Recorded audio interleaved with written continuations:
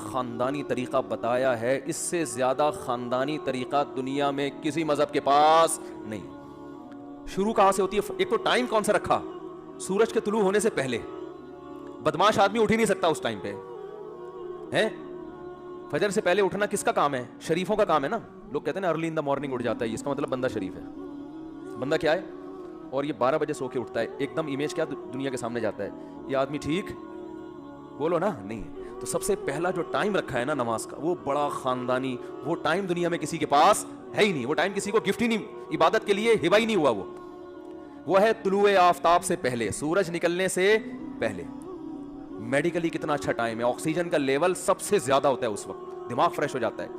پھر اٹھنے کے بعد اللہ نے حکم دیا کہ سب سے پہلے دانتوں کو صاف کرو مسجد جانے سے. دیکھو انگریز بھی صبح اٹھ کے دانت صاف کرتا ہے. وہ اس لیے صاف کرتا ہے کہ جراثیم مر جائیں. جب میں مسکراؤں تو مسکراتے ہوئے اچھا محسوس ہو. بتیسی اگر کہیں نظر آئے تو دیکھنے میں لوگ کہیں ویل ڈن, بہت اچھے, کہاں سے بنوائے کہاں سے لگوائے. کہ ڈاکٹر جو دانت دیکھتے ہیں نا, اتنے میلے اتنے گندے کہ اگر کسی کے صاف دانت نظر آئے تو ڈاکٹر کو یہ وہم ہوتا ہے کہ اس نے آرڈر پہ بنوا کے فٹ کروائے ہیں. گٹکے, اور ڈینٹسٹ کے پاس تو زیادہ تر گٹکے کے کیسز آتے ہیں نا. تو انگریز صبح صبح اٹھ کے دانت صاف کرتا ہے جراثیم ختم کرنے کے لیے. مسلمان صبح صبح اٹھ کے دانت صاف کرتا ہے کیونکہ اللہ کے دربار میں حاضری دینی ہے. ہمارے ہاں دانت صاف کرنا سنت ہے. اس میں نیت کیا کرنی ہے بھائی؟ اللہ کے پاس. وہ تو خود بخود جراثیم تو ویسے ہی مر جائیں گے نا. جراثیم کو کیا پتا اللہ کے لیے کر رہا ہے, ہمیں مارنے کے لیے کر رہا ہے.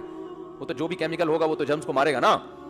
لیکن ہم نیت کیا کرتے ہیں کہ اللہ ہم تیرے دربار میں حاضری دینے کے لیے جا رہے ہیں. تو اللہ نے کہا کہ میلے کچیلے دانتوں کے ساتھ مت آنا, خدا کا دربار ہے بھائی, دانتوں کو صاف کرو. تبھی نبی صلی اللہ علیہ وسلم سرہانے پہ مسواک کر کے سوتے تھے.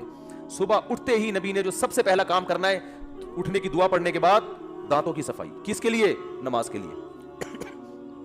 اس کے بعد ہاتھوں کو دھونا ہے. یہ اللہ کا ایک چیز, اللہ کا حکم ہے نا, فاغسلوا وجوہکم وایدیکم الی المرافق. اے ایمان والو جب نماز کا ارادہ کرو تو پہلے اپنے چہروں کو, حدیث میں قلی کرنے کا بھی حکم ہے, 3 دفعہ ناک میں پانی ڈال کے 3 دفعہ صفائی کی ہے. ناک کی صفائی ہو رہی ہے, کس کے پاس حاضر ہو رہے ہیں؟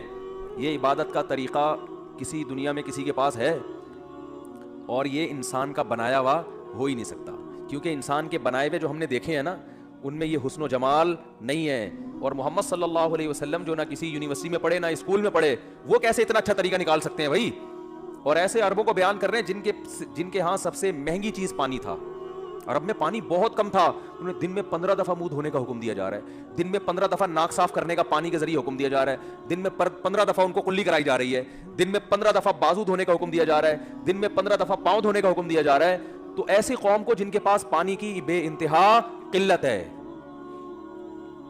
تو یہ خود علوم نبوت جو ہے نا, یہ خود دلیل نبوت ہے. نبی کی تعلیمات خود اس بات کی علامت ہے. کوئی غور کرے گا تو یہ سچے پیغمبر کی علامت ہے, یہ کسی انسان کی گڑی ہوئی چیزیں نہیں ہو سکتی. تو کیسے صبح صبح دانت صاف کیے, کلی کی, غرارے کیے, ناک میں 3 دفعہ اچھی طرح سے پانی ڈالا, پھر 3 دفعہ اچھی طرح سے چہرے کو دھویا, اور وہمی نے 36 دفعہ دھویا. اگر وہمیوں کو بھی آپ شامل کر لیں تو پھر تو صفائی ہی صفائی ہے. پھر جناب بازو دھوئے, پھر سر کو دھونے کا حکم کیوں نہیں دیا کہ ایک کام پوری زندگی کرنا ہے تو دھونے میں ٹینشن زیادہ ہے. بال آپ نے رکھے ہوئے, سکھانے پڑیں گے آپ کو, ٹائم لگے گا, اس میں سردی ہے, بعض دفعہ بیمار ہو جاتا ہے. تو آسان, یعنی صفائی کو بھی پیش نظر رکھا جا رہا ہے اور آسانی کو بھی. کتنی ٹینشن میں نہ ڈال دو, ٹینشن تو سر کے بارے میں کب مسا کر لو. پاؤں کو دھونے کا حکم دیا, اور پھر اس کے بعد مسجد میں آتے ہیں. عبادت کا طریقہ کتنا خوبصورت بتایا ہے کہ ایک شخص امام بنے گا اور باقی صف بستہ ہو کے اس کے پیچھے کھڑے ہو جائیں گے. آپ صلی اللہ علیہ وسلم جب مسجد میں آتے تو صحابہ کو دیکھ کے فرماتے ہیں, الا تصفون کما تصف الملائکہ, تم ایسے صفیں کیوں نہیں بناتے جیسے فرشتے صفیں بناتے. اللہ کو ڈسپلن اتنا پسند ہے کہ فرشتے بھی جب اللہ کی عبادت کرتے ہیں, اللہ کہتے ہیں لائن میں لگ کے کرو. تو صبح صبح ڈسپلن سکھایا جا رہا ہے کہ نہیں سکھایا جا رہا؟ اور جتنا بد نظم مسلمان ہے دنیا میں, اتنا بولتے کیوں نہیں بھائی؟ کوئی کام لائن میں لگ کے نہیں ہوتا, کوئی کام.